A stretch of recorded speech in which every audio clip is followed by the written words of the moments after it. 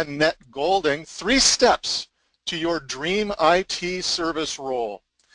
Do you know what your dream IT job is? In this webinar, Annette's going to guide you through all the necessary steps to land your dream IT service role, from assessing your own capabilities to identifying opportunities and landing the job.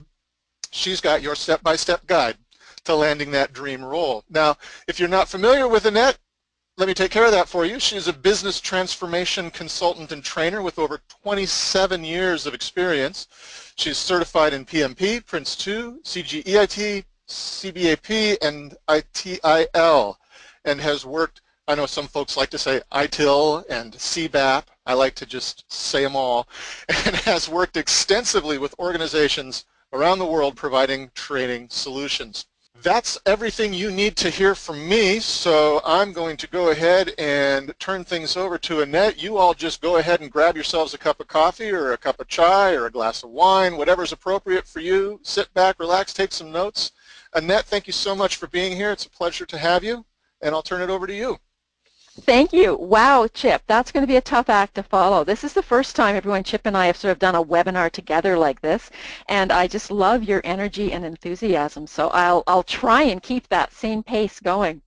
So this is the steps to your dream IT service role, and in this webinar, I'm going to guide you through some of the steps to land that job that you've been looking for.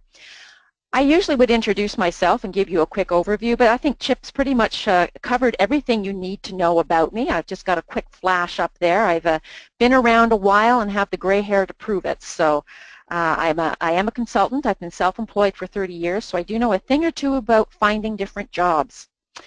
What we're going to do today is I'm going to find out if you really know what your dream job is. And since it's finding your ideal IT service job, we'll talk just a little bit about what IT service management is, what a dream job is, how to assess your capabilities, identify opportunities, and then really land that job that you really always wanted. And then we'll open it up for questions and answers that you might have. We're going to hold the questions and answers to the end, if you don't mind, just so that we can make sure we cover all the material I've spent. In addition to what I already knew, I spent 2 days combing through different information and researching and making sure I had the latest and most up-to-date information for you. So, do you know what your dream job is? While I'm chatting, put down a few notes as to what your dream job is and tell me what it looks like. Just chat it out. I'm not going to put you on the spot or anything, but I'm just curious. Most of us find it hard to translate our dream job into a detailed description that we can use to identify an exact job title. And I can relate to this because I have a tough time doing that myself. I can't tell you what the title of my dream job is, but I can tell you the characteristics of that job. So one of the things we need to be able to do is to define that dream job, because if we can't communicate it, we can't search for it on the internet, explain it to others so that they can help us find that job. Then we need to be able to zero in on the right industry, companies, and bosses to work for. And as we know, all of those things are what are going to make a great job for us. So the problem is that defining your job looks like a simple task. But as I said, most of us can't do it. We weren't taught how to do this in school. Nobody taught us how to evaluate our own skill set. We usually just draw a blank when we're asked that question. We don't fully understand what our gifts and talents are and what types of problems we like to solve or what inspires us to really get motivated and perform at our best. We don't know what types of people bring out the best in us either. All of these are things we need to think about before we can get the dream job. Many of us simply go through thinking, well, this job is better than what I'm currently doing, so I'll try it. But the trial and error method takes a long time. So what you need is a step-by-step approach. Just like if you were managing a project or planning to do a piece of work, finding your life's work is work. So you have to know what your dream job is and is not. So things you don't like about some work, things that you do like about work. Determine the essential ingredients or characteristics of your dream job. So for example, you may need help And you may want to consider getting a career coach to help you with this. Personally, I did this about 10 years ago. I was enjoying my work, but I just didn't feel like it was quite catching me. And when I went to a career coach and they did some, skills analysis and personality assessments and things, they came up with some things that I found very revealing. For example, I like to research and I like to learn.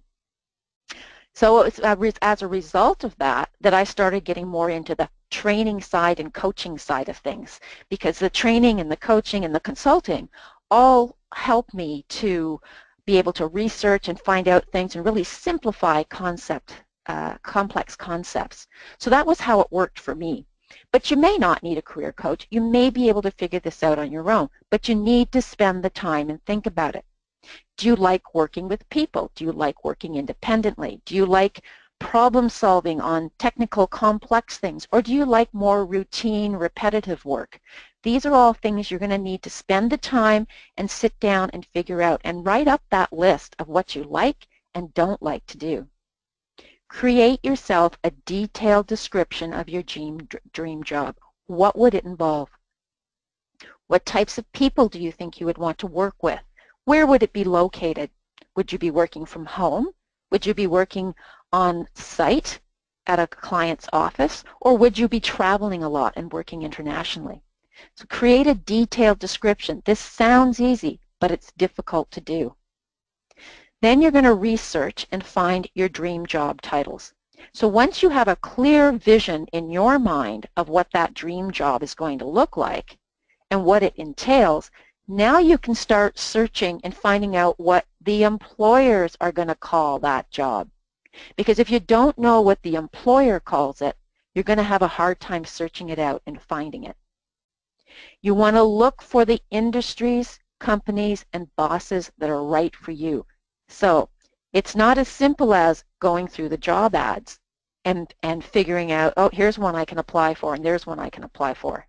You've got to really do the research on where you want to be and target yourself to get there. You have to become a dream candidate. Why would your dream employer want to hire you if you're not the dream candidate? So it goes both ways. We do need to be realistic about what we can and we can't do. So let's take a look at this. I'm going to walk you through this in more detail. The 3 steps that you need to follow are to know your capabilities, look for the opportunities, and land the job. So this is about knowing your capabilities so that you can get ready to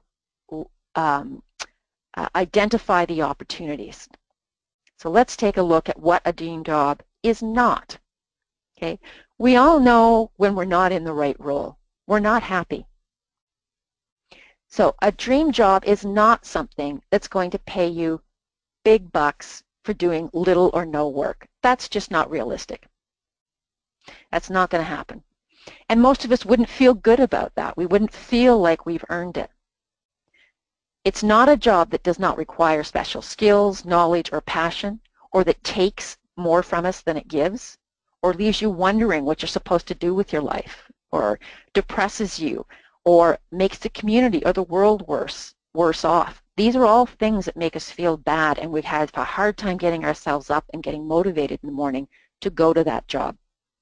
It's not a job that makes us respect ourselves less. So it doesn't try to get us to settle for or work against our principles. It doesn't undermine our values. It doesn't lack challenge. It doesn't demotivate us. It doesn't turn us into someone we don't like. And there are jobs that do this. I've seen them. I've been in companies where that was the case. The culture was such that to get ahead you had to really claw and fight and backstab each other, and that just wasn't who I wanted to be, so I left. These are not things that the dream job will make you do. If you want more information, there's a much more extensive list. There's a website here that you can take down, and you can go there, and they've got a really good article there that will go into much more detail than I'm going to be able to do in the short time that we have. So that will be a good resource for you to really think about a dream job and what it is and what it isn't, so that when you start to craft your own dream job description, you can take those thoughts into consideration. So what is a dream job? A dream job brings you to life and keeps you feeling that way. I love what I go to do. I don't quite have my dream job yet. I have probably 95% of it, and that's probably closer than most people will get to their dream job, but I love getting up in the morning and doing the job. I love getting up and doing research for webinars or putting a course together that I know is going to speed up someone else's learning process and help them get to where they want to be faster. I like going into companies and helping them solve problems so that they can achieve their objectives and their life's goals. So that's what keeps me going. You'll have to figure out what it is that keeps you going, but your dream job will bring you to life and keep you feeling that way. Not to say you won't have some bad days, of course you will, but for the overall, the net effect is that you're happy doing it. It rewards you well for your special skills, knowledge, passion, time, and energy. It doesn't expect that you're going to get paid minimum wage when you've spent years building skill sets and competencies and time and energy so that you can contribute to an organization to really help them achieve their objectives. It feels like, I should have this slide saying, feels like it gives more than it takes. Of course, the dream candidate's going to give more than it takes as well, and that's when we know we have a good fit. When both parties feel like they're getting more out of it than they're giving, it's a very good fit. It makes you excited to start your day. Involves working with people you love. Well, maybe love's a bit of an exception, but you like working with them and you love going into work and being with them in that work environment. It makes your community a better place. It provides you with benefits and perks that are meaningful to you. And this is an important one. Pardon me. Benefits and perks that are of no value to you don't motivate you and aren't really a thank you. And they don't really show that the company you've worked for has thought about what you want and how it can benefit you. So for example, my kids are grown up. I live on my own. So if a company wants to give me a family vacation as a benefit, that really doesn't mean much to me. Besides, I rarely take vacations. But if they want to give me some free training, then that's a perk that's meaningful to me. So you have to figure out what the meaningful perks are to you, so when you negotiate and sign on for that dream job, you make sure that this happens, because this will be part of your dream job. It doesn't let you settle and allows you to make the best of yourself. So it creates an environment where you feel challenged but not overwhelmed, and you're motivated to continue to evolve and grow and do better. It highlights your best qualities and abilities. None of us are perfect. None of us are good at everything. I certainly have weaknesses, and many of them. I also have many strengths, and the dream job for you will be the one that takes your best qualities and abilities and really maximizes and focuses on those. It upholds your principles and allows you to live with them. So if you don't like hurting people, you're not going to want a job where you have to rip off customers, for example, in order for that company to make money. It challenges you to grow, evolve, and succeed, and turns you into the person that you were meant to be. Again, this is from the same website. You can get more information there, but just some things to think about with your dream job. Certainly things that many of us would maybe consider unrealistic to expect from our dream job, like, does my dream job really make my community and my world better? Well, yes, it should. For example, I really like it when I work in the healthcare field, if I'm doing a consulting project or a business transformation with a healthcare provider, because I know there's a secondary impact to helping people of the work I do, not simply making money, although that's an important part of our world as well.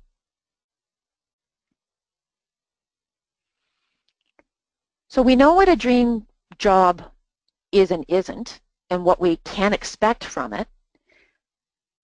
One of the things we need to look at if we're talking about IT service roles is, are you more comfortable doing a management role or in a practitioner role. So do you like the planning, the integrating, the working with people and the getting them motivated and making it sure all things come together? Or would you rather be more focused on the task and more technical in nature? And you don't have to be technical. Practitioner roles can be are certainly more hands-on than the management roles, but they may or may not be technical in nature. And I'm going to show you some examples of roles that are not technical in nature as well. If your preferences are more towards the management roles, then you might want to consider looking into ITSM or IT Service Management and some of the certifications in that around those and the experience around that. So once you know if you're more suited for these, that will help. That's sort of half the battle. My father was a mechanic at DuPont here in Canada, and he was a first-class mechanic there, and he'd been offered several promotions, which he turned down because he didn't like the management role. That wasn't his thing. He wanted the hands-on doing the work. So again, you need to know yourself well before you can land your dream job. So if we talk about IT service management, what is it? It relates to all the managerial aspects of IT. So it covers planning, support, delivery, security, infrastructure, and any other aspects of delivering IT services. It focuses on customer satisfaction and business goals. So they are at the core of ITSM success. And you've probably heard the word ITSM bandied around quite a bit over recent years. So that's a little bit more information about it. IT service management, if you're on the management side, involves aligning enterprise IT services with business needs to support achieving strategic and operational objectives. Its primary focus is on customer satisfaction and business goals, and it gauges the end-to-end delivery of IT solutions and measures things like service level expectations of the end users and whether those have been met, and how technical IT manages services to deliver on those expectations. So why is this important? Why is it important to understand this to land your dream job? Because you'll remember I said we have to become a dream candidate. Well, if organizations are trying to accomplish this in IT service management, then we're going to have to position ourselves and think about things in a way that shows how we can help them contribute to aligning our services to business needs, and that we understand what the business needs are, and we understand what customer satisfaction and what that means. So that doesn't mean I've answered the service desk call within 5 seconds and hung up if it took 15 for the customer to be satisfied. And this is where we have to think about how we fit into that big picture.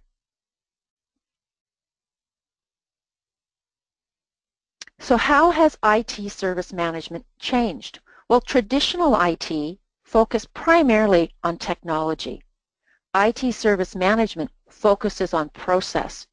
All of the technology, if you take the ITIL Foundation course, they'll talk about the 4 Ps, partners, people, products, and then the 4th P is process. I can have everything else perfect, but if I can't bring that process together to make it work effectively, it's not going to do any good. Traditional IT was more firefighting, whereas ITSM tries to be more preventative. So it's more proactive than reactive. It focuses on customers rather than users. And you might ask, well, what's the difference? There's a big difference in the mindset that we use when we talk about users versus customers. Customers, we think of people who pay and have choices. Users we think of as people who have to use the service or have to use the system but really don't have any other choice. It sets a subtle but very different mindset that sets you apart when you think about it this way from others who are providing services. Centralized and done in-house. Nowadays, very little is in-house. A lot of it's distributed, so we're getting different pieces and parts of the services that we provide to our customers from various sources. So it takes a lot more integration and it takes a lot more knowledge and understanding of that. Traditional IT was more isolated into silos. Today, it's more integrated and it's enterprise-wide. It's not the one-off ad hoc, here's how we're going to do it. We want a repeatable, accountable delivery of services. And we see things like agile and rapid application development, and we see things like test-driven development so that we can do more frequent updates and changes. That speaks to the repeatable, accountable nature of those services that we're delivering. They were informal processes in the past. Now we're looking at best practices, and we see this in the explosion of requirement from employers requiring people to have certifications to demonstrate they understand what those formal best practices are. They were IT internal perspective in the past. We're now looking at it from a business perspective. We should have been doing this all along because IT was there to meet the needs of the business. But somehow in the silos, people lost sight of the fact that we're there to support the business. So there has to be that business perspective. You'll need to convey you understand that when you're trying to apply for your ideal job. It's operations specific, as in terms of specific portions of the initiative. So it might be looking at maintaining the network or maintaining the software or maintaining the help desk. Here we're looking at a service orientation which can cut across those different operations. So we're trying to look at how does it look from the business perspective in terms of the services we provide as IT professionals. So subtle but important differences in some areas and fairly significant differences when we look at the integrated rather than siloed, for example, and repeatable and accountable rather than ad hoc. So what are some IT service roles? Things like a service manager would be a management-related role, where they're looking at how to provide a service across the different processes within the organization. So they're responsible for making sure that the entirety of the service meets the customer requirements. There's the service owner, who represents the company and is responsible for making sure that we know what the service levels are and how they get delivered to different types of market segments that we may be targeting. We might have someone who's in an operations manager, so they're not necessarily dealing with the customers face-to-face as much, but they're making sure that the day-to-day infrastructure and operations are up and running and working properly. We have process managers who will take a segment of the process maybe in the operations and are making sure it runs well, such as the service desk process or the problem resolution process or the change management process. We have IT service continuity managers who coordinate all service continuity activities within an organization to ensure that they can recover in case of a severe catastrophe that would cause them to have to sort of reinitiate everything. And there are many, many, many other roles, but these are more along the management side. You'll have to do your homework after you've designed your own ideal or dream job description and see which generic roles align closest to what you want to do. And there's tons of information out there on that. ITIL is one of the frameworks for ITSM, and it has a good description of many of the generic roles. So if you're looking for a place to go and find that, that's one area that you can look for it. Some practitioner type roles would be things like administrative support. So you're looking at gathering service data, looking at service reporting tools, maintaining the service catalog, for example. Another practitioner type role, a practitioner being somebody who sort of works in the hands-on, carrying out and actually executing activities in the process, would be performance and capacity analyst. So you're analyzing the capacity and performance issues so you can determine ways to improve on both levels at acceptable costs. You might be a hardware engineer. So you're maintaining the physical hardware for proper operation and coordination so that you're installing, you're looking at moves, repairs, working with third-party vendors to get that to happen. You could be a business liaison if you're a practitioner. So you're the single point of contact. So again, these give you an idea of the types of things you need to consider when you're figuring out what your dream job is. You don't want to be a business liaison if people drive you crazy. You might want to be a hardware engineer where you're dealing more with solving problems on dealing with information and the hardware. Yeah, you always need to deal with people, but if talking to people all day is not your thing, then this wouldn't be a dream job for you.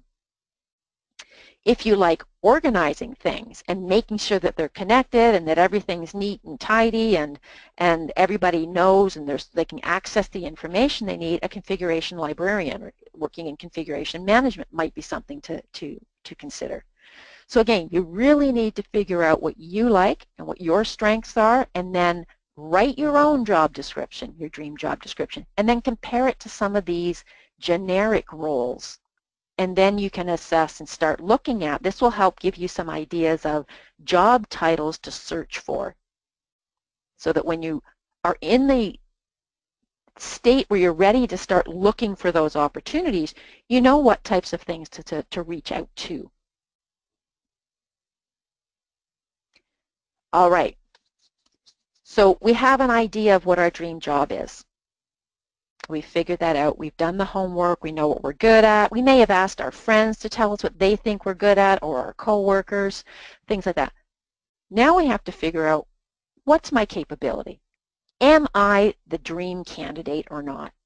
Start with where you are today. So know where you stand in terms of your current skills, your current job experience, your industry knowledge, work experience, your work ethic, and your attitude. These are all things that are going to help you target which job, which industry, which company, what type of corporate cultures, and what type of people you like to work with. Once you figure that out, then you need to figure out how to become the dream candidate. And a dream candidate is the perfect hire.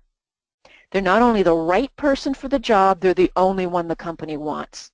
They see you, they see your experience, and they say, we have to have that person because they will help us get to where we want to go. And they will fit in perfectly in our environment and with the rest of our team. So assess your capabilities. Start with where you are now. You have a lot more skills and experience than you probably realize. There's a few people out there who are pretty big on themselves and aren't really warranted in being so, but they're the minority. Most people underestimate their skills. They don't know how to articulate their skill set or present their work experience and how to convey their work ethics and their attitude to others. And that's what you need to figure out how to do. Start by assessing them so that you know how to label them and to talk about them. Let's take a look at how to become a dream candidate. Dream job equals dream candidate. Dream candidates don't compete for jobs because they're seriously the only one the hiring manager will consider for the job.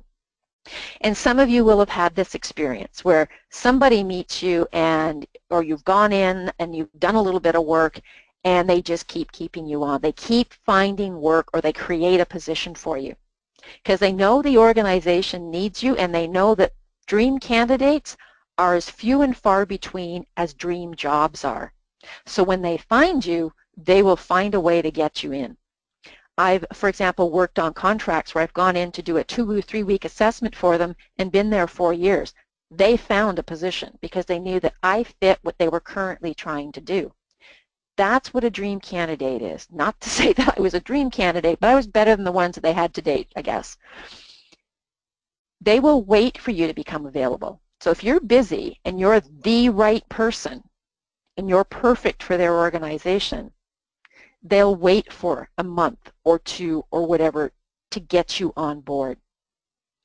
They will bend over and create jobs to bring you in, as I said.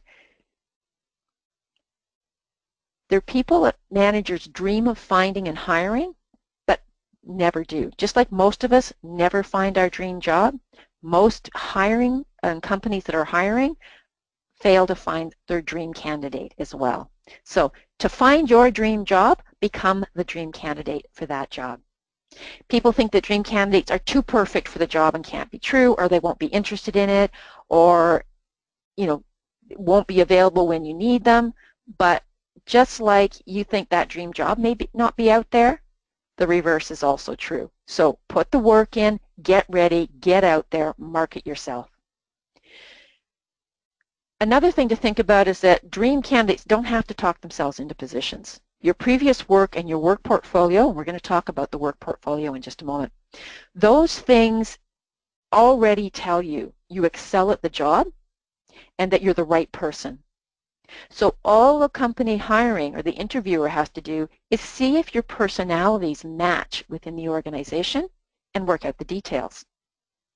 Remember when we talked about the dream job and how you loved working with the people that you were working with? That was part of having a dream job. Well, HR and hiring managers have to be very careful who they bring into organizations to make sure that those personalities stay in harmony. Otherwise, it makes a mess of the whole thing for everybody. So how do you become a dream candidate? Well, you start with where you are, as I've already said. You do a gap analysis on your current capabilities, certifications, experience, and experience against those required for the dream job. So, okay, let's back up for just a moment. We said we have to start out by defining our dream job and knowing what it is, so knowing ourselves really well and what we like to do and what our strengths and weaknesses are. Writing our own job description. If we could do anything we wanted to, what would it be? Then looking at what that job might be called in the marketplace. So now that I know what that job might be called in the marketplace, let's look at what people hiring for those types of positions are looking for. So if they're looking for certain certifications or certain numbers of years of experience or certain types of roles that you've played, then get that experience. So do that gap analysis to what those positions are asking for versus what you currently have and start filling those gaps. If your dream job requires you to have, a project management certification or a Cisco networking type certification, get them. 20 years ago, 30 years ago when I started working, you didn't hear of these certifications. I never heard of professional project manager or needing a Microsoft certification or any of those things, or a governance in enterprise IT. You went to school, you got your diploma or your degree, and you got a job. And it was that simple. At least it seemed that simple. Nowadays, that's not quite enough. More and more jobs are requiring those certifications. So if you're looking for a job and can't find it, this could be part of the reason why. So do your research, figure out what it is that you're missing. Once you've got the training and the right certifications and you've managed to acquire the right certification, actually don't wait till then. Start now, but continue especially hard when you've got all the certifications by networking with others. Use social media. Post to blog sites. Get yourself known. Use professional organizations. So for example, I belong to the Certified Business Analysis Professionals Project Management Institute. So you can get out and network with others and find out and keep abreast of what's happening in the job market as well. So it used to be enough to just be PMP certified. I have seen contracts now that are requiring both PMP and Prince2, as well as Six Sigma. Fortunately, not very many, but it shows trends in the job market. You need to be constantly watching for those, because even when you land your dream job, the ground can change under your feet, and you need to be one step ahead of it. Professional organizations can help us with this. If you can't get a job that gives you the experience you need, consider doing volunteer work. There are lots of organizations in the community that could use professionals to help them keep their organizations running, and do good work that helps improve our communities and the world overall. And you know, not to be too idealistic, but if you really need the experience, try doing some volunteer work to get it. Attend conferences if that's possible. It's not feasible for everyone. Sometimes the travel is too much, especially if you have small kids at home and things like that. But these are ways to learn and to network with other people and find out what's happening in your specialty. Talk about the job you want. Now that sounds obvious, but you know what? I don't hear a lot of people talking about the job they want. I hear them talking about the job they don't want and what they don't like, and that comes across as very negative. And it comes across as, well, you don't like the job, but what are you doing about it? Talk about the job you want. Make sure people around you know what you're looking for. That doesn't mean you're constantly selling them, but you're going, boy, I wish I had a job that did whatever. Or these are aspects of a job. Or if you hear someone talking about something they're doing in their job and that sounds like it's part of your dream job, make sure people know that that's something you enjoy. Because if they don't know and they hear about something that you might be interested in, they won't tell you because they'll think that it's something you're just not interested in.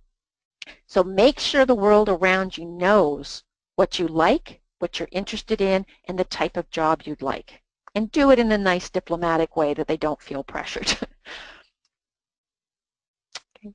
So as I've already mentioned, there are more and more organizations requiring certifications. And I'm going to get to some stats in just a moment for you.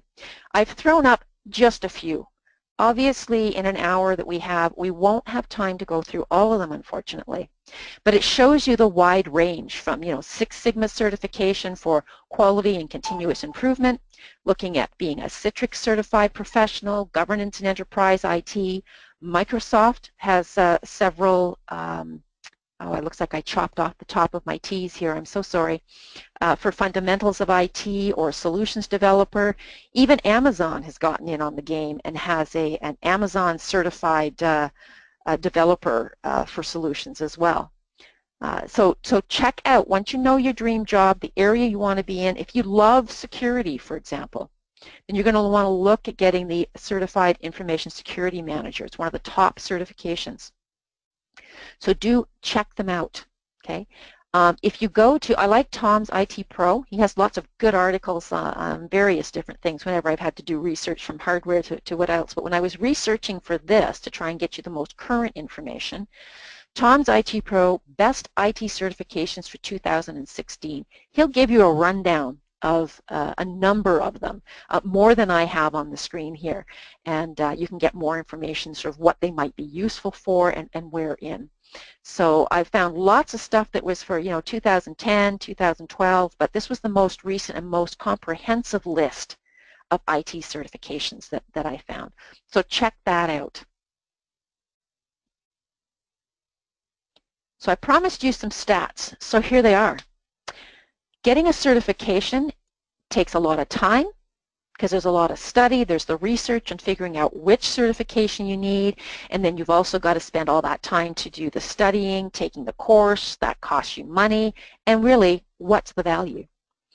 Well, CompTIA, the IT Industry Trade Association, gave us some insights. They did a recent survey, and what they found is that 65% of employers use IT certifications to differentiate between equally qualified candidates. So just having the certification won't get you the job. That's not what we're promoting here. But all other things being equal, it definitely will. Maybe I'm overstating the definitely. It generally will. If you are a really poor attitude and you go to the interview and you've got the certificate and you're equally qualified, but they see you're not a good fit for their organization from a personality perspective, you could still lose out there. But all other things being equal, this is going to help you. It's a very competitive marketplace. We need all the advantages we can get. 72% of employers are now using IT certifications as a requirement. Okay, so not to differentiate, but you must have the certification to do certain job roles.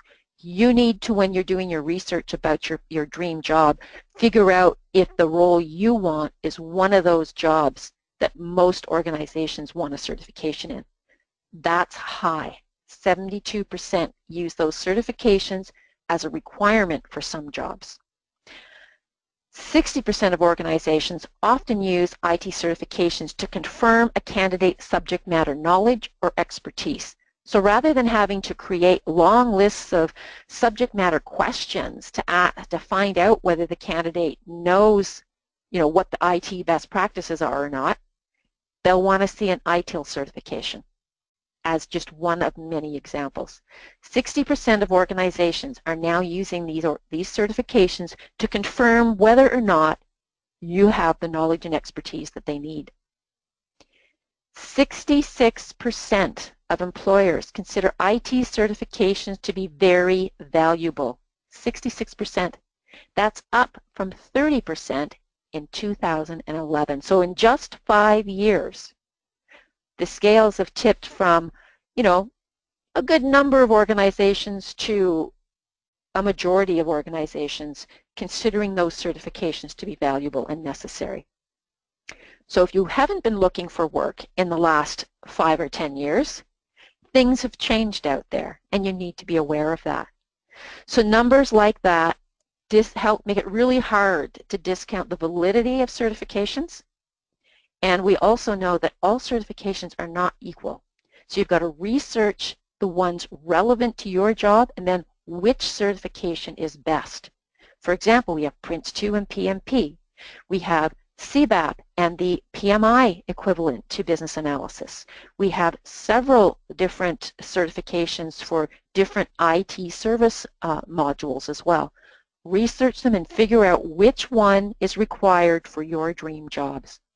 This information, by the way, if you want to validate it for yourself, can be found at this CIO.com at this link.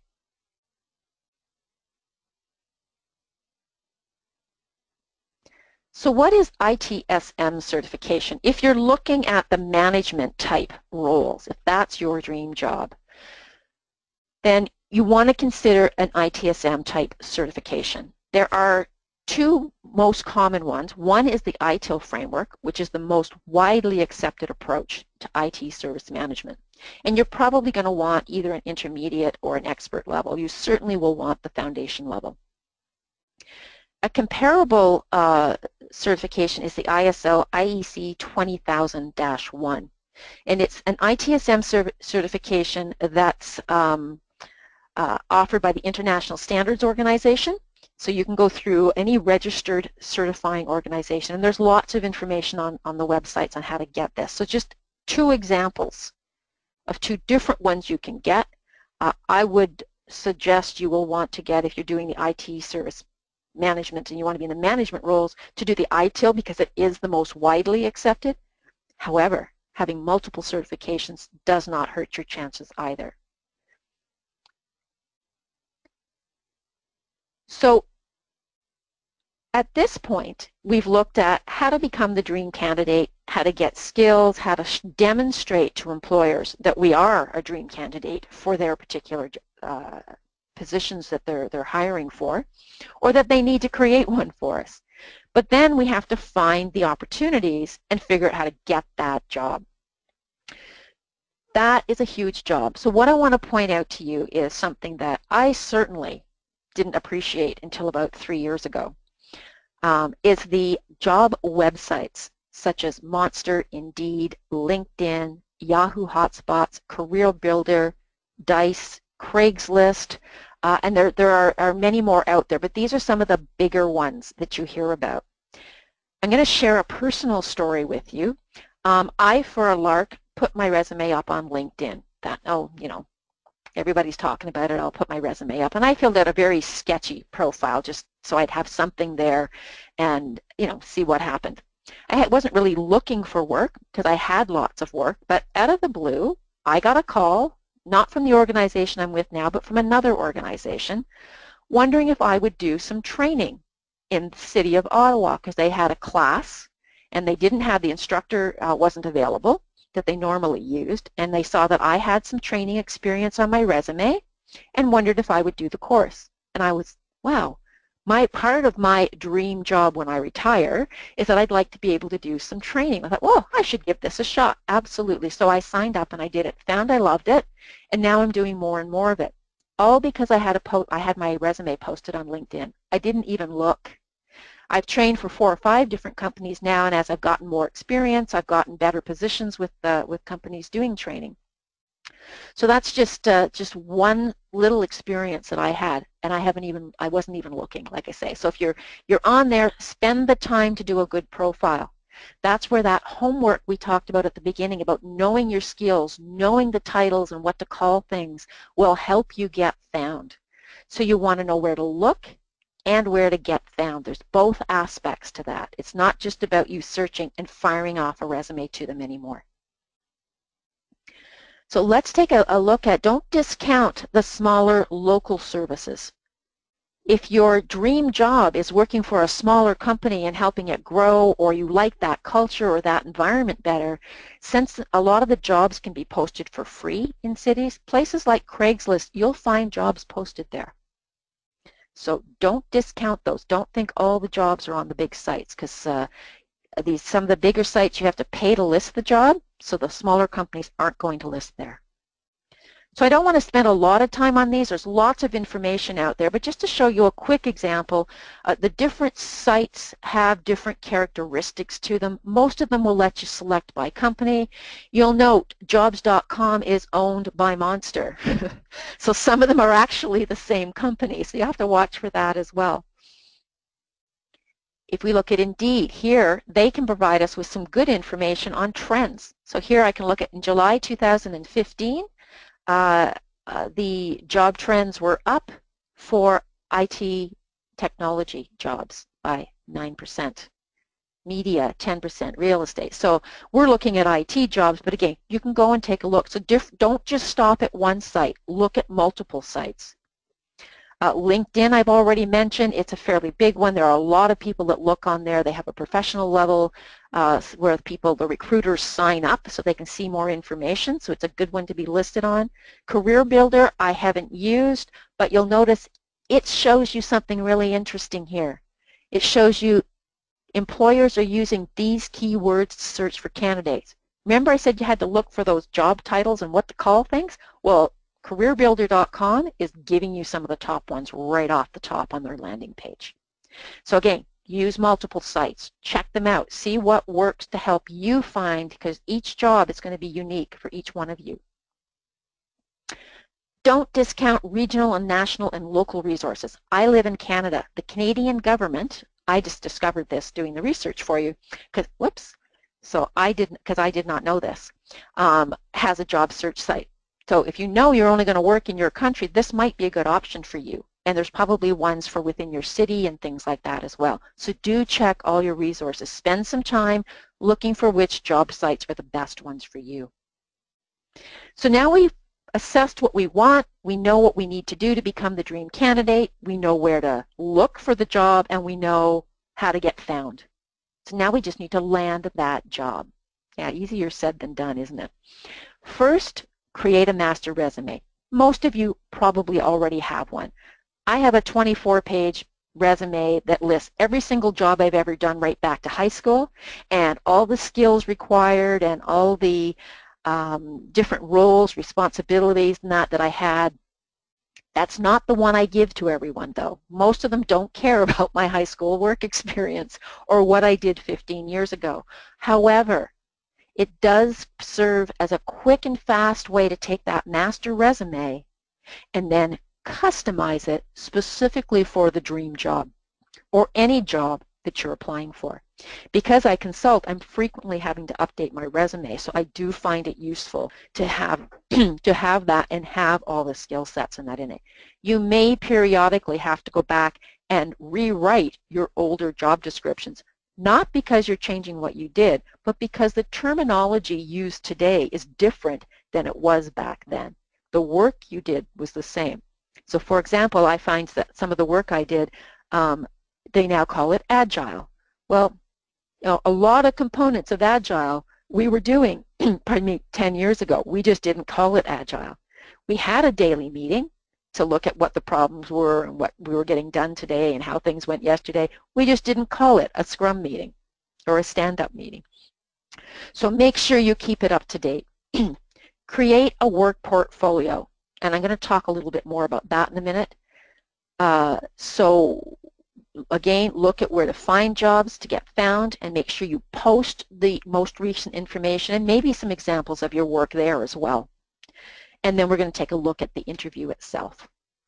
So the master resume is a document that lists and completely describes all your work experience, accomplishments, and training in one place. If you want some resume writing tips, a very good source that I have found is at this link. So you can link there and get some more detailed information than I can give you in this session.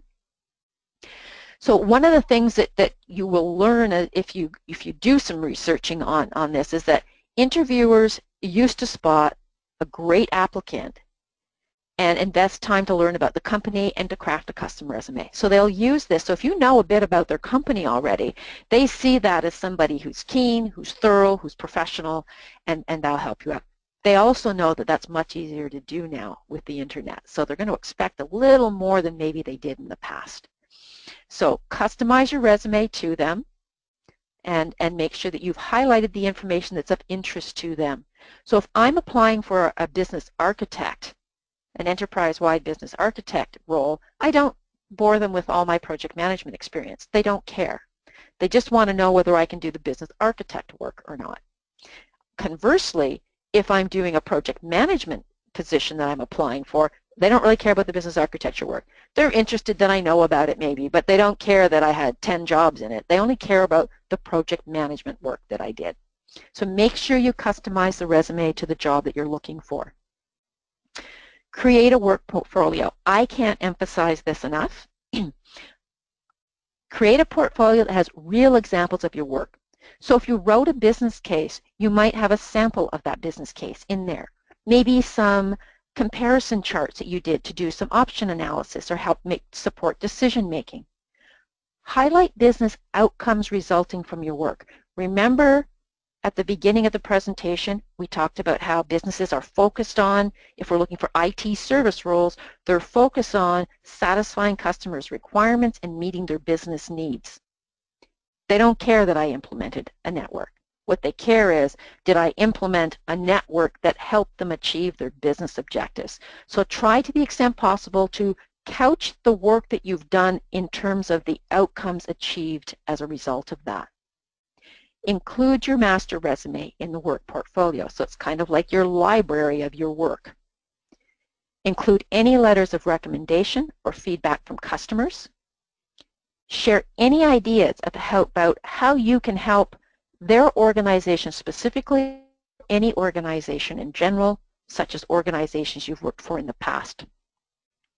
Putting together a portfolio or a binder, I often will go in with a briefcase and sometimes a little more than that, just because of the range of work I've done, where I can pull out a binder and show them, this is what a process map I've done looks like. Or pull out my laptop and show, here's how I've done a process map for business architecture or a conceptual diagram that shows and links to the procedures and all those kinds of things. You might be bringing up an infrastructure plan or a business continuity plan that you've developed, or a change management process you developed, or a procedure you developed. Whatever your work is, bring examples, because it communicates the quality of the work, your passion for the work, and your commitment. It also shows that you're understanding where the interviewer is coming from. Seeing is believing, and words are cheap, especially in an interview where you're you know people are trying to put on their best for it. So if you can actually show something, much better. Landing the big one. The best way to land the great look long before you need a job. So you need to get ready, present yourself, showing that you have the right qualifications, attitude, values, work experience, and contribution vision. How you can help the organization achieve its strategic objectives. How can you do that? If you can communicate that, that will set you apart from others. Now, let's get to the interview. Rehearse answering tough questions. And here are some examples. There's some more tips at this website. If you want to get there's additional questions there and more tips on how to answer them, but think about them because you're going to get asked some of these. You're going to get asked some difficult questions. You need to be able to, you don't want them to sound rehearsed, but they do need to know that you understand, and you need to be able to illustrate how you would handle those tough questions. Prepare mentally for the interview. Visualize yourself succeeding. Get exercise. Always be well exercised, but go for a walk or something. Clear your mind. Make sure you're well rested and minimize stressors. Look successful. Go in looking the part. It will help you feel better. So there's a book that John Medina wrote called Brain Rules. And one of the things that or many of the things that he points out, but one of the ones, loss of sleep hurts your attention, executive function, and your working memory, for example. So if you go in tired, you're going to be stumbling trying to recall information to answer questions.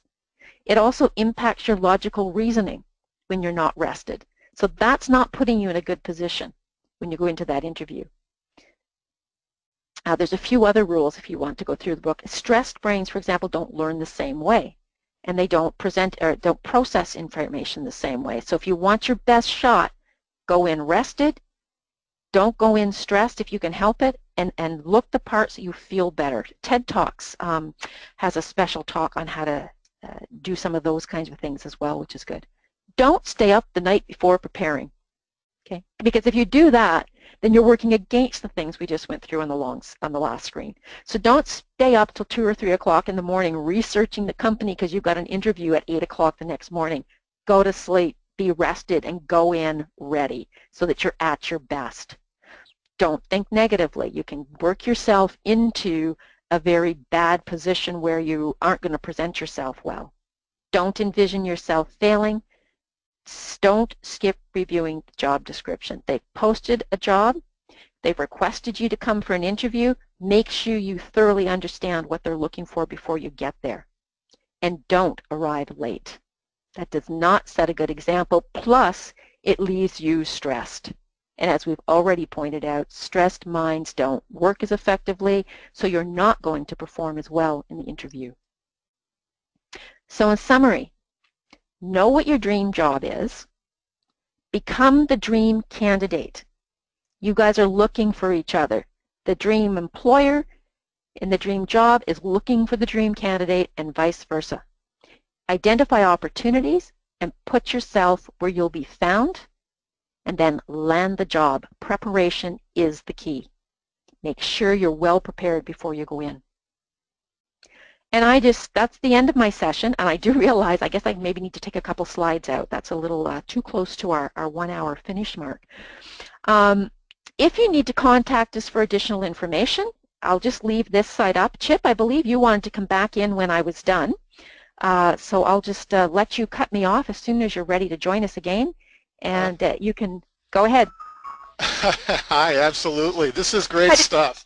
I didn't leave you much time. I do apologize. Not a problem, not a problem. We hopefully we have time to go over a few minutes. I don't think that we have another webinar backed up behind us here, so I'm sure that our tech support will let me know if we need to have a hard stop at the half hour, which is right now.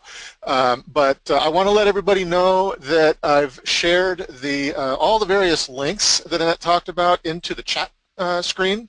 So I was able to validate all those links and get them into the chat. So go ahead and look at that real quick. If you want to click through any of those to any of those URLs, you can. And go ahead and research the resources that Annette was pointing you at. And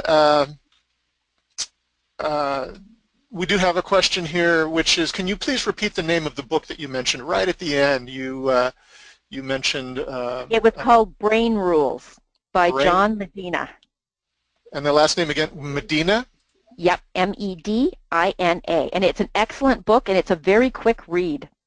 Brain Rules. Last name is Medina. Fantastic. Yeah, thank you for that. Yeah, terrific material. I really appreciate you being here to do that. It's you know, having those hard versus soft skills too that you mentioned, that positive attitude and the culture fit being so critical alongside the skills training and the certification. You know, having all of those aspects that you can bring to the job and bring to bear, so valuable. Couple of quick questions before we have to bug out here. Let me take a look real quick and try to choose the one that'll be the most valuable for everybody that's still listening. You mentioned getting a career coach at one point to help you define and figure out the dream situation for yourself. Are there any other, besides a career coach, any other services or tools that you'd recommend to get clarity on your own strengths and talents? Things, you know, I'm thinking like a Tony Robbins style workshop or a personality test like a Briggs-Myers. Are those sorts of things also helpful to gain personal insight? They are, and actually a career coach will take you through those. They did do, when I went to see the career coach, they did do the Myers-Briggs test with me and a few other things along those lines, so they can really point you to it. But yes, a Tony Robbins style type session could be good, or doing an online version of a Myers-Briggs personality assessment or job and skill set fit would be also good sources. Good ideas, Chip. Good to know. I imagine I love the idea that you had there, writing up that master resume that goes all the way back through every job that you've ever had, even if you're not going to show the entire thing to people. I imagine doing that by itself is a great exercise to sort of shine a light on the kinds of trends of experience that you've had, and as you're doing it, you're probably going to go, oh yeah, I really liked that job, and oh, that job really sucked. And it might just be a great exercise to help you sort of hone in that you really enjoy, and also how to bring some of the skills that you learned from one job into a new situation too. You are absolutely right. It absolutely does, because it will sort of, we know that our memory gets stimulated when we start redoing things we've done before. So by doing that, it will highlight, you know, maybe a certain person that we worked with and what we liked about that person. You know, for example, I worked with a fellow that he could tell you did something wrong and you didn't even realize it until 3 days later, because he would ask you questions and you'd go, oh, I guess I should have known the answer to that before he had to ask me the question, shouldn't I? But he just has such a smooth way about him as a director. He was just somebody I really liked working for, and I've sought out someone like him as a, you know, a mentor or a boss ever since. So you're absolutely right. Yeah, that's an exercise I think that I'm going to undertake myself here very quickly, just not because I'm looking for a job, but just to have that personal insight into what I really, the things that I enjoy doing and the things that maybe I don't enjoy doing. That would be fascinating to go back over what now is something like 40 years of experience like yourself. I'm a gray hair too, by the way. You sound like you're about 20. Oh, well, that's if only I looked the way I sound. Yeah, that's. I think I'm looking at the other questions that came through, and I think that they came up, and then as you moved through your materials, we pretty much covered it. Yeah, people were asking about, are there specific blogs or publications that you'd recommend, or conferences, and you mentioned looking for those things. I don't know if you have any particular publications or conferences that you recommend to keep on top of IT service trends. I don't, and partly because it really depends on the specific role that you're looking for. It'll vary so widely depending on whether you're a practitioner in hardware, or you're managing you know, a security service, or whether you're managing a web hosting type service. It really does vary, so you really need to look them up for the particular role you're looking for. And all of that depends on doing this homework to figure out exactly what your dream That's job right. is. Yeah, unfortunately, if you were looking for a silver bullet out of this session, I don't quite have that. It's just shortcuts to the work that actually has to be done. But hopefully it'll save some time and some research and give you some confidence in what you need to do to go about finding that job. All right, well, until next time, hopefully you and I will get a chance to work together again. And to everybody else, thank you so much for joining us. Have a terrific rest of your morning, afternoon, or evening. If you're somewhere in the middle of Asia on the other side of the globe and you stayed up to the middle of the night to join us, we sure appreciate that. And with all of that said, thank you so much, and we will see you the next time. Take care, everybody. Bye-bye.